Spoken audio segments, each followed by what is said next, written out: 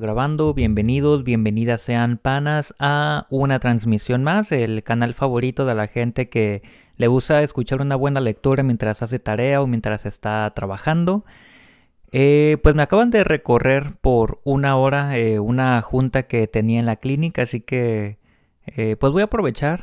Vamos a hacer una lectura rápida. Ya ven que usualmente cada vez que leemos unos dos capitulitos de este libro nos toma unos 40 minutos, entonces pues vamos a darle. Y también aprovechando que la clínica está bastante cerca de mi casa, ¿no? Eh, Probablemente un despido. Pero bueno, ya les contaré el chisme en una siguiente transmisión. Si es la primera vez que estás aquí, ya sabes, aquí abajito en la descripción está la liga hacia todas las lecturas que hemos hecho a lo largo de este canal. Si no es tu primera vez aquí y de hecho estás siguiendo la lectura, el día de hoy vamos a estar retomando Tsugumi de Banana Yoshimoto, capítulo 7, Nadando con mi padre. Vamos a ello. La gente empezó a fijarse en las lentas caminatas que daban Tsugumi y Kyoichi por la playa. La verdad es que llamaban mucho la atención. No era ninguna novedad que Tsugumi anduviera con un chico, pero quién sabe por qué. La imagen de los dos paseando por el pueblo desprendía una luz tenue. Parecían dos enamorados en el extranjero. Siempre estaban en la playa con los dos perros. La mirada de ambos, fija en el horizonte, dejaba un pozo de nostalgia en quien los veía allí sentados, como si formaran parte de un sueño antiguo. En casa, Tsugumi seguía haciendo de las suyas, volcando la escudilla de pochi sin disculparse o echándose a dormir con la tripa al aire en cualquier rincón del hostal. Pero cuando estaba con Kyoichi, irradiaba tanta alegría que parecía ansiosa por vivir. Quienes presenciábamos aquello no podíamos evitar que la sombra de la duda se filtrara en nuestro pecho como un rayo de sol entre las nubes. Tsugumi vivía de manera temeraria. Era un modo de vida deslumbrante, como si los sentimientos llevaran a rastra su cuerpo y fueran royendo poco a poco sus días. «María». Mi padre me saludó agitando la mano desde la ventanilla y gritó tan alto que me sonrojé. Me puse de pie y me acerqué a la parada. Vi que el enorme autobús se apartaba de la carretera, y entre varadas de calor se arrimaba el arcén despacio y con estruendo. En plena canícula todo ardía. Se abrieron las puertas y mi padre bajó, rodeado de turistas vestidos de colores chillones. No vi bajar a mi madre. Por teléfono me había dicho que no sería capaz de volver a mirar el mar de verano sin que la pena y la nostalgia le hicieran llorar. Quizá prefiriera venir a principios de otoño, poco antes de cerrar, y ver los últimos días del hostal Yamamoto. Pero mi padre se moría de ganas de venir, aunque fuera solo. No iba a quedarse más que una noche, y así pasaría un día entero de vacaciones con esta hija tan mayor. Y era curioso cómo habían cambiado las cosas. No hacía tanto que venía cada fin de semana desde Tokio para vernos a mi madre y a mí. Sí, desde pequeña, en verano, me había gustado ir a esperar el autobús de mi padre. A pleno sol, con mi sombrero y mis sandalias, me sentaba en las escaleras de hormigón recalentado a aguardar su llegada. Venía en el tren bala y en autobús porque en barco se mareaba, y yo esperaba pacientemente el conmovedor reencuentro entre el padre y la hija que vivían separados. Mi madre casi nunca podía dejar el trabajo, de modo que solía ir a esperarlo yo sola, al mediodía, y buscaba su cara en las ventanillas de los autobuses que llegaban, uno tras otro. Y aunque también iba a esperarlo en otoño, en invierno y en primavera, recuerdo aquellos momentos como si siempre hubieran sido verano. Se apeaba del autobús bajo un sol cegador, con una amplia sonrisa, como si hubiera dejado atrás algo insufrible. Llevaba unas gafas de sol muy juveniles. Verlo con esa pinta me retrotrajo a la infancia y después me devolvió de golpe a mis 19 años. Fui a su encuentro. Hacía tanto calor que todo parecía flotar como en un sueño. «¡Qué olor a mar!», dijo en un suspiro, con el viento alborotándole el flequillo. «Bienvenido», le dije. «Qué morena, parece que seas de aquí». «¿Y mamá?». «Ha dicho que prefería quedarse en casa descansando. Te envía muchos recuerdos». Me lo imaginaba. La tía Masako tampoco la esperaba. Hacía tiempo que no venía a recogerte, ¿verdad? «¿Verdad?», murmuró. «¿Qué quieres que hagamos? Dejamos primero la maleta y saludas a todos. Luego podríamos agarrar el coche e ir a alguna parte. ¿Qué te parece?» No, quiero darme un baño», respondió con firmeza y con expectación en la voz, como si llevara esperándolo mucho tiempo. «Lo que más me apetece es darme un buen baño». Nunca se había bañado. Parecía querer evitar que el mar se inmiscuyera en nuestra vida familiar, como si temiera que nuestros contados momentos de tranquilidad se esfumaran en el bullicio indolente y soleado de la playa. Mi madre jamás se avergonzó de ser la amante de mi padre, así que cada tarde, cuando la cocina del hostal le daba algo de tregua, se peinaba, se vestía, venía a por mí y salíamos a pasear con mi padre. No había momento más feliz para ninguno de los tres que aquellas tranquilas caminatas por la playa al anochecer. Las sombras de las libélulas bailaban sobre el azul marino del cielo mientras yo me comía el helado que acababan comprándome. El mar solía estar en calma y el aire cálido, estancado, nos envolvía en un olor salobre. Los helados por lo general eran bastante insípidos.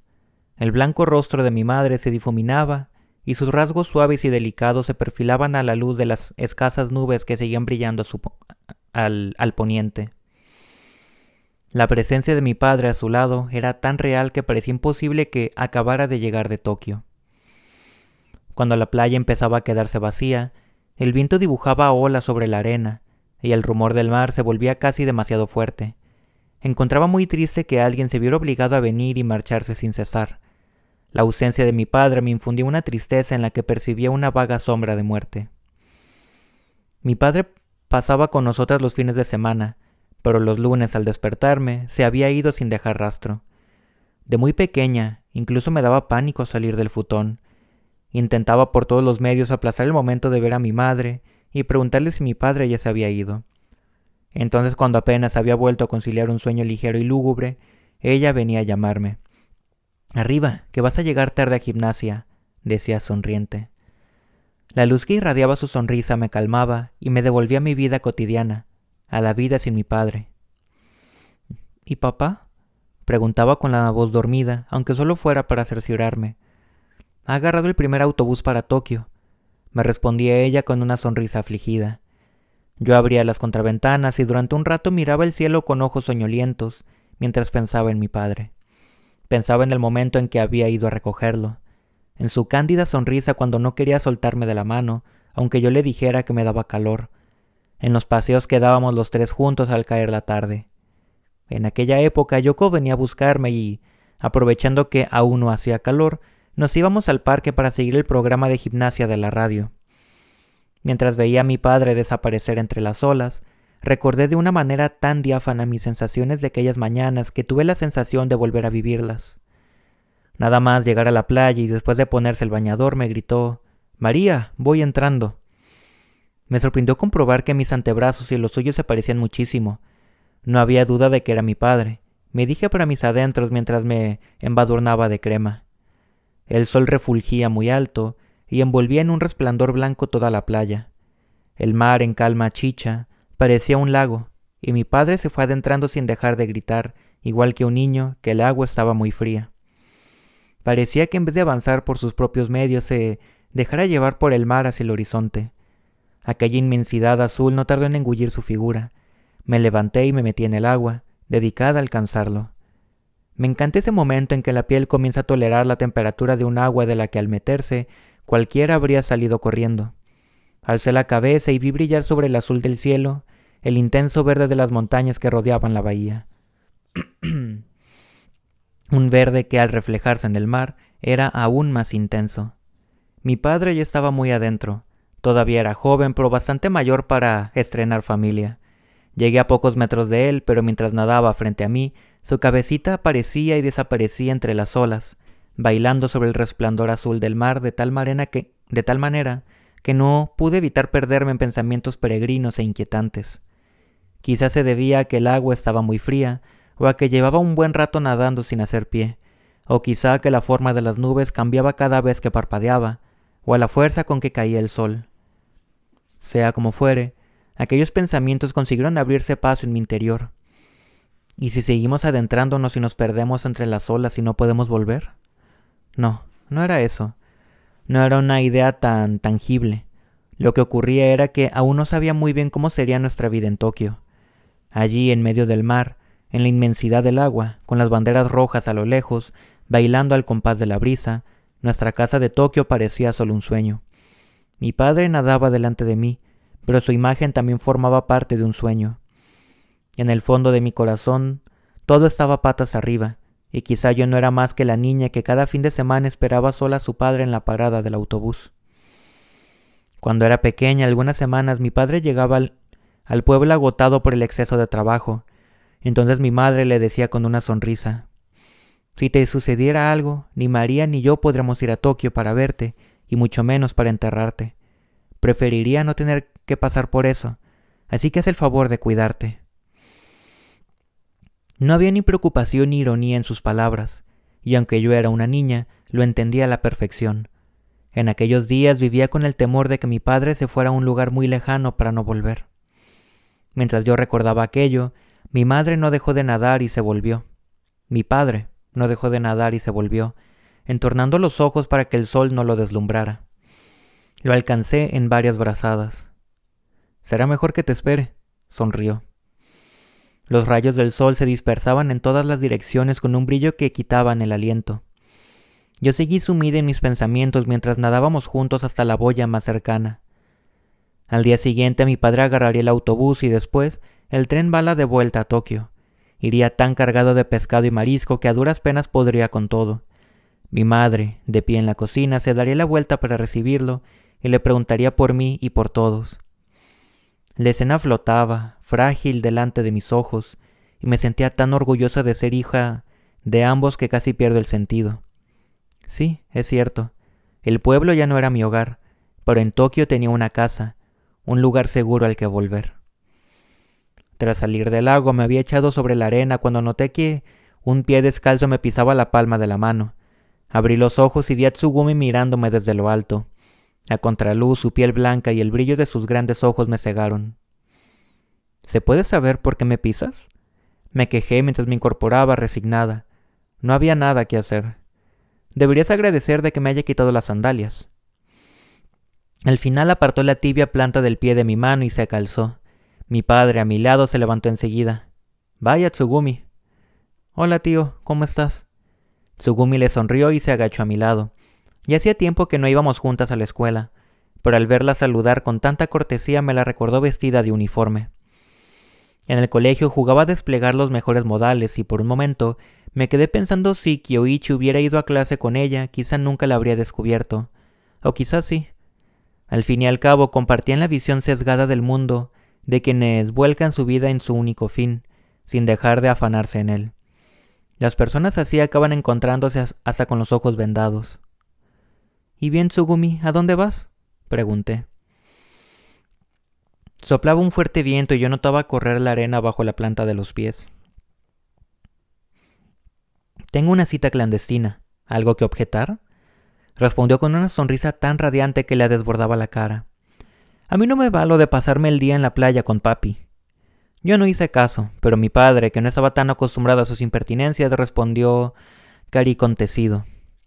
«Bueno, cuando se lleva tiempo viviendo lejos, pasar un rato con una hija ya tan mayor como ustedes es un poco como tener una cita», dijo. «Si no llevas mucha prisa, ¿por qué no te sientas a ver el mar con nosotros?» «Ya veo que sigues con las mismas bromas sin gracia de siempre». «Pero de acuerdo, me quedaré un rato con ustedes. Estaba tan impaciente que he salido demasiado pronto de casa». Se sentó en nuestra esterilla y miró hacia el mar con los párpados entornados para no deslumbrarse. A su lado el volante de la sombrilla, que se recortaba en el claro cielo azul, restallaba al viento. Era una imagen tan viva que me eché sin poder apartar los ojos de ella. Parecía que el corazón fuera a desbocárseme y alzar el vuelo. «Así que estás enamorada, ¿eh?», dijo mi padre. Mi padre era una persona con mucho tacto.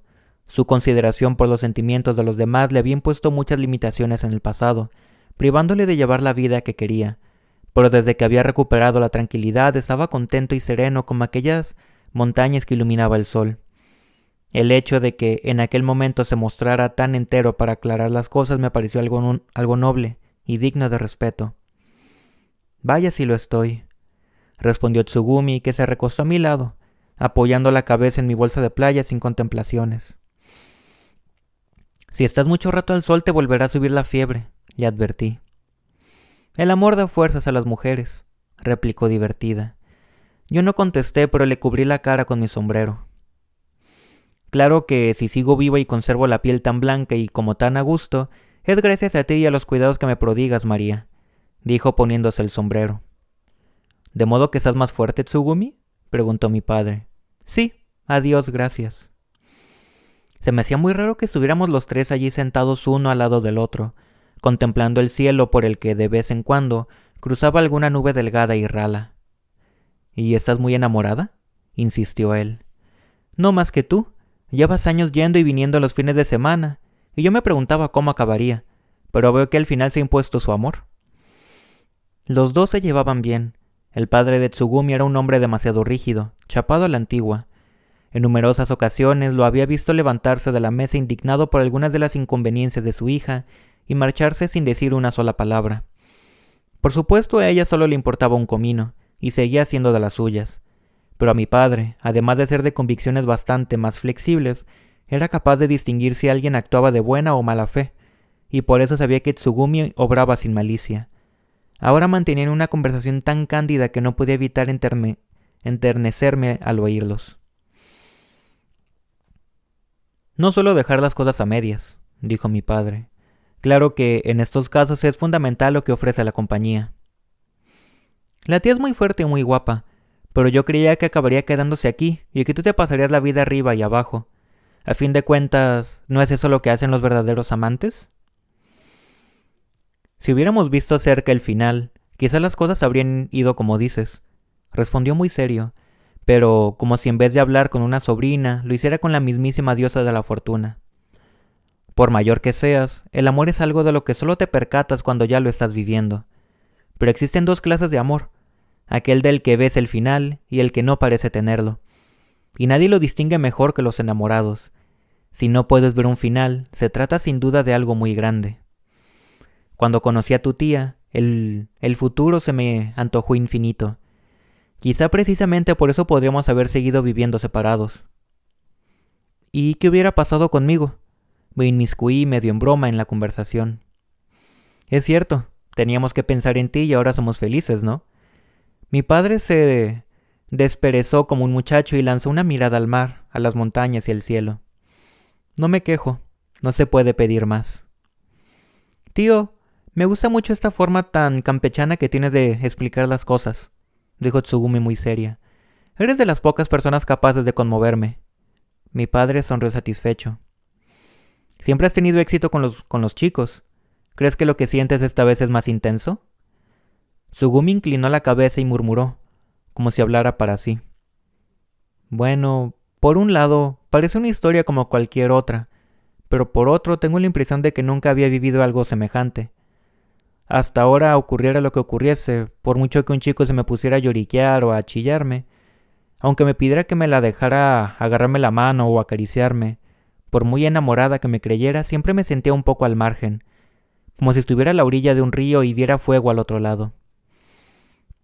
Yo sabía cuándo iba a apagarse el fuego, así que todo eso me aburría soberanamente, y siempre se acababa. Me preguntaba qué podía esperar de un amor así. Claro, si no reciben lo que han dado los chicos, tarde o temprano se cansan y se van, aseguró mi padre. Pero esta vez siento que me implico un poco más. Tal vez sea por los perros o porque en otoño nos iremos del pueblo, pero con Kyuichi es diferente. Por más que nos veamos, nunca me canso de él. Me gusta tanto que cuando lo miro, le restregaría en la cara el helado o cualquier otra cosa que tenga en la mano. Pues no creo que le hiciera mucha gracia, dije yo algo triste. Sentía el cosquilleo de la arena, caliente y rugosa en las plantas de los pies. Siguiendo el constante vaivén de las olas, rogué porque todo le saliera bien. Vaya, vaya, dijo mi padre. Veo que tendrás que presentármelo. Tsugumi asintió con la cabeza. Al día siguiente fui a despedir a mi padre que volvía a Tokio. Dale recuerdos a mamá, le dije. Él respondió con un gesto de afirmación. Se había puesto muy moreno y, como ya me había imaginado, cargaba con tal cantidad de pescado y marisco que apenas podía con todo. ¿Quién se lo comería? Mi madre tendría que repartirlo entre el vecindario. La escena se dibujó con toda claridad en mi interior, como el recuerdo de las calles de Tokio y de aquellas cenas apacibles los tres juntos, como el sonido de los pasos de mi padre al llegar a casa. El sol vespertino doraba la parada y su reflejo anaranjado me cegaba. El autobús se acercó al arcén tan despacio como el del día anterior y se reincorporó al tráfico de la carretera con la misma parsimonia cuando mi padre hubo subido. No dejaba de decirme adiós con la mano. Volví al hostal Yamamoto caminando sola a la luz del crepúsculo y un poco triste. Intenté retener en mi corazón la languidez que me invadía mientras avanzaba por las calles de aquel pueblo que perdería en el final del verano. No quería olvidar ninguna de las despedidas que plagaban mi vida, tantas como las veleidades que, ese día, sufría sin cesar el cielo del crepúsculo.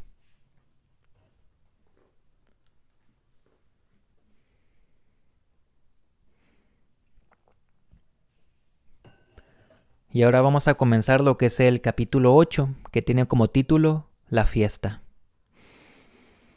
Cuando el pueblo rebosaba de veraneantes, se celebraba la fiesta del verano, aunque lo cierto es que el evento se organizaba para el disfrute de quienes vivían en él.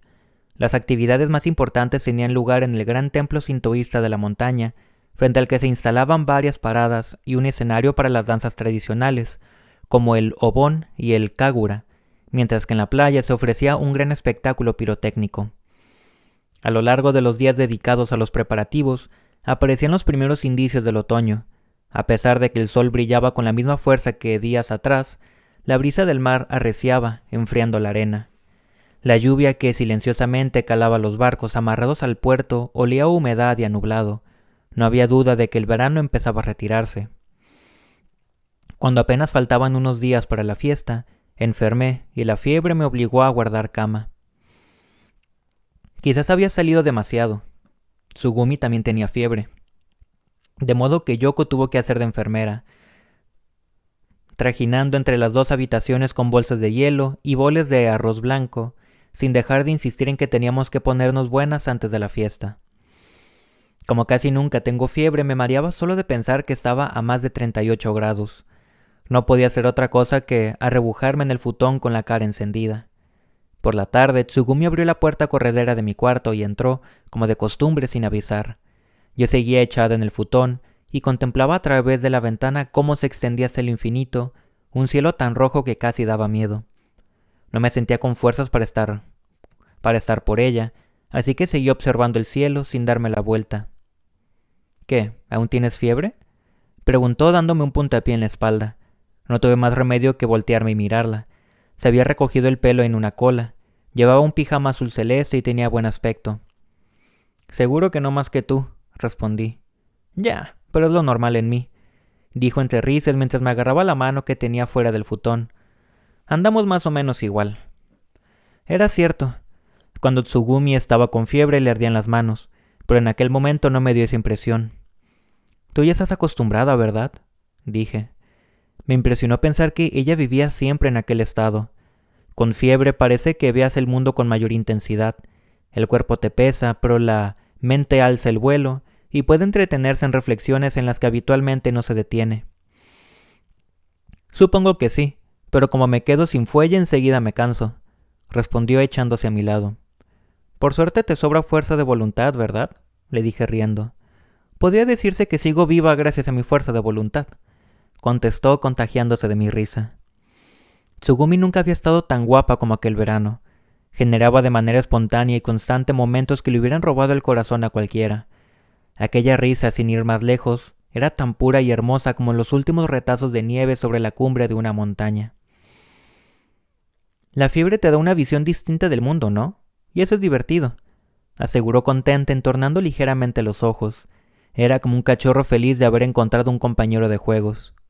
Sí, todo parece más vivo. Las personas que, como yo, siempre tenemos un poco de fiebre, encontramos este ir y venir entre los dos estados tan normal que al final no distinguimos cuál corresponde a la realidad y la vida pasa volando.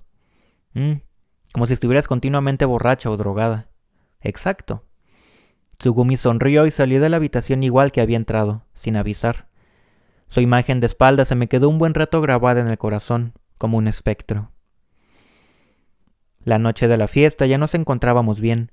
Decidimos ir los cuatro juntos, Tsugumi, Kyoichi, Yoko y yo. Tsugumi se moría de ganas de llevar a Kyoichi a la fiesta del pueblo. Hacía un año que no nos ayudábamos a ponernos los yukata. Las tres sabíamos cómo apretarle el obi a otra chica, pero no ponerlos solas. Nos preparamos en una de las habitaciones del hostal, y después de extender sobre el tatami los yukata, con sus enormes flores blancas bordadas sobre azul marino, intentamos combinarlos con el rosa y el rojo de los obi y sus destellos de oropel. Tsugumi escogió uno rojo y yo se lo até. Al hacerlo me di cuenta de lo delgada que estaba.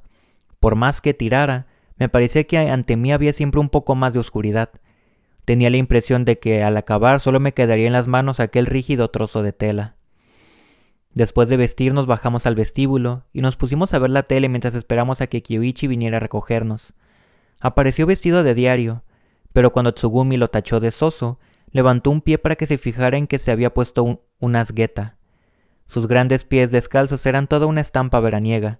Sin entretenerse en presumir de yukata, Tsugumi, como una niña, lo agarró del brazo y se lo sacudió. «Vamos, deprisa, hay que ver las paradas antes de que empiecen los fuegos», dijo. Estaba muy graciosa. «¿Pero qué te ha pasado, Kyoichi?» Ni Tsugumi ni yo nos dimos cuenta hasta que Yoko lo mencionó. A pesar de la poca luz que había a la entrada, vi que tenía un moretón bajo un ojo, aunque no parecía reciente. «Ya está. Mi padre se ha enterado de que sales conmigo y te ha soltado un guantazo», dijo Tsugumi. «Exacto, tú lo has dicho», respondió Kyoichi con una sonrisa amarga. «¿Qué?», exclamé. «Vaya, no se ve que mi padre me quisiera tanto», bromeó Tsugumi, aunque en sus palabras había un dejo de tristeza. Pero su comentario nos distrajo y salimos del hostal sin saber lo que en realidad había ocurrido. Sin despegar los ojos del cielo donde brillaba con luz tenue la Vía Láctea, llegamos a la playa. El viento arrastraba la música del obón que sonaba en los altavoces y se oía por todo el pueblo. El mar parecía más oscuro y revuelto de lo habitual, tal vez por efecto de la larga hilera de farolillos rojos que iluminaba la arena. La gente minoraba el paso en oscuridad, disfrutando de las últimas noches del estío. Las calles estaban a rebosar, como si todo el mundo hubiera salido de casa. Nos encontramos con viejos amigos, de la escuela primaria, de secundaria y del instituto. Todos habían crecido, cada cual a su manera, y aunque los tenía delante no podía evitar verlos como recuerdos atisbados por las rendijas de una valla, y me parecían personajes surgidos de un sueño. Sonreíamos, nos estrechábamos la mano y nos deteníamos a hablar un momento antes de que cada cual siguiera su camino. Los sonidos de las flautas, de los abanicos y de la suave brisa reverberaban en la noche y desfilaban ante nosotros como si fueran farolillos encendidos que descendieran por el río. Hasta el mismo día de la fiesta no logré recordar el ambiente que solía reinar en esa noche. Quizás solo había pasado por alto algún detalle sin importancia, pero precisamente era eso lo que me había impedido revivir aquella sensación. Me pregunté si al año siguiente volvería a estar allí, o si tendría que evocar con nostalgia, bajo el cielo de Tokio, los difusos recuerdos de aquella fiesta. En esos pensamientos me sumí mientras paseábamos entre las paradas iluminadas. Cuando aguardábamos en la larga cola que se había formado para rezar en el templo, tuvo lugar un pequeño incidente. Tsugumi detestaba hacer fila, de modo que pretendía saltarse la oración, pero Yoko y yo la convencimos de que aquello formaba parte del ritual de la noche. Al final volvió a la fila y esperó, eso sí, sin dejar de refunfuñar. ¿De verdad creen en los dioses? ¿A su edad? ¿Piensan en serio que por ir allá, echar un puñado de monedas y abatir palmas va a cambiar algo? En momentos como ese, Kyoichi se limitaba a sonreír y callaba, pero su silencio era tan significativo que no dejaba de atestiguar su presencia. Tsugumi sabía muy bien hasta dónde podía llegar, qué podía soltar delante de Kyoichi sin que ese se molestara. Era muy hábil para ganarse a la gente y ponerla de su parte. De hecho, seguramente respondía a una necesidad. El recinto del templo estaba abarrotado. La cola llegaba hasta la escalinata de acceso y avanzaba muy lentamente, entre el repiqueteo de las campanas y el de las monedas que la gente echaba en el cajón para las ofrendas. Esperábamos nuestro turno charlando de naderías, y de vez en cuando algún grupo atravesaba la cola para llegar al otro lado. Estábamos tan apretujados que nos daba igual, pero de pronto un chico se abrió paso entre Tsugumi y Kyoichi a empujones. Era un chico delgaducho y con una cara de indeseable al que seguían un par de individuos de aspecto parecido. Las tres nos quedamos de piedra al verlos cruzar la cola de tan malas maneras, pero Kyoichi reaccionó de un modo bastante menos comedido. Se sacó una gueta y se le estampó de un sonoro golpe en el cogote al primero de los chicos. Me quedé muda de asombro. El chico gritó, Se sostuvo la cabeza entre las manos y se volvió para mirar a Kyoichi. Entonces abrió los ojos de par en par y salió disparado en la oscuridad. Los otros le siguieron y desaparecieron escaleras abajo, apartando a la gente a empollones. Todo el mundo se volvió a mirarnos, y por unos segundos se hizo un silencio sepulcral. Cuando se perdieron de vista, la gente miró otra vez al frente y el murmullo empezó de nuevo. Solo nosotras seguíamos sin poder decir palabra. Tsugumi rompió el silencio. Oye, ya que ese tipo nos ha empujado. Ya sé que ese tipo nos ha empujado, pero ni yo me habría puesto así. Yoku y yo nos echamos a reír. No lo entiendes, dijo Kyoichi muy serio. Su perfil se recortaba contra la oscuridad y prosiguió en un tono menos grave. Esos tipos son los que me han hecho esto, dijo señalando el morado que lucía bajo el ojo. Todo sucedió a oscuras y tan deprisa que no vi demasiado bien quién me pegaba, pero estoy bastante seguro de que fue ese. Por eso lo he hecho. ¿Pero por qué han ido a por ti?, pregunté. Mi padre no tiene muy buena reputación en el pueblo, contestó. Mucha gente se ha visto obligada a venderle los terrenos sobre los que se están construyendo el hotel. Es lógico, a nadie le gusta que llegue alguien de fuera, levante un hotel enorme y se haga con su clientela. Supongo que durante un tiempo las cosas seguirán así. Mis padres y yo contamos con ello, pero espero que en unos 10 años acaben aceptándonos. Sí, pero ¿qué tienes tú que ver con todo esto?, insistí. Pese a todo, yo era muy consciente de que había motivos para que Kyoichi despertara la envidia de la gente. Había aparecido con su perro, vivía solo en un hostal, se paseaba tranquilamente por un pueblo que pronto sería suyo, y no había tardado nada en acaparar la atención de la chica más guapa del lugar. Para colmo, a la larga sería dueño de aquel inmenso hotel que estaban construyendo al pie de la colina. En el mundo hay mucha gente dispuesta a odiar a alguien como Kyoichi. Ese era el problema. Tú no te preocupes, intervino Yoko. No lo digo porque estamos a punto de irnos de aquí, pero a mi madre le has causado muy buena impresión. Y el otro día la oí decirle a mi padre que si el pueblo venía a vivir gente como tú, seguro que la región se beneficiaría de ello. Además, los del hostal Nakahama están encantados contigo, y cuidan con mucho cariño de ti, y también de Gongoro. Y siempre que puedes les echas una mano, ¿no? Pues si has hecho tantos amigos en un solo verano, quédate tranquilo. Cuando ya vivas en el pueblo enseguida será como si hubieras nacido aquí. A Yoko le costó tanto articular lo que quería decir, y puso tal empeño en ello, que cuando acabó me asomaban las lágrimas. Kyoichi le dio la razón y yo asentí en silencio.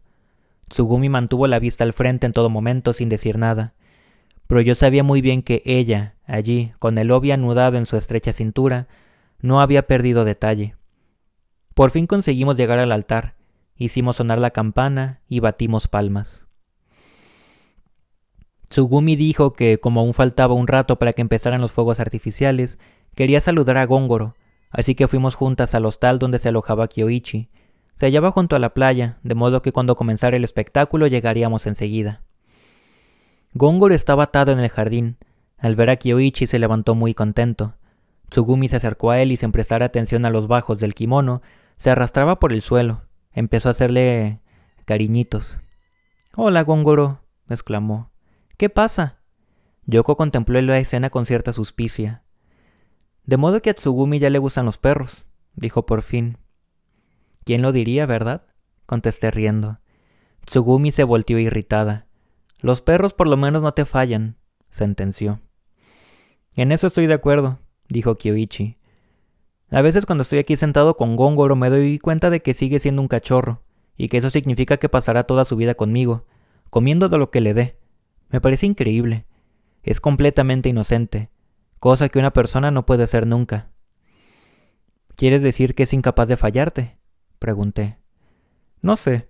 Las personas siempre topamos con cosas nuevas que poco a poco nos cambian, ¿no? Nos guste o no, vamos olvidando unas y descartando otras. Supongo que porque tenemos demasiadas por hacer. Pero aún así... Ya te entiendo», dije. «Pues eso», apostilló Tsugumi sin dejar de jugar con Gongoro.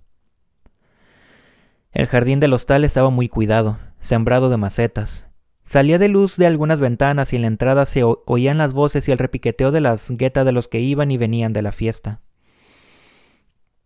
«Hoy las estrellas están preciosas, ¿verdad?», dijo Yoko mirando al cielo. Alrededor del débil resplandor de la Vía Láctea, la difusa luz blanca de las estrellas teñía la bóveda celeste.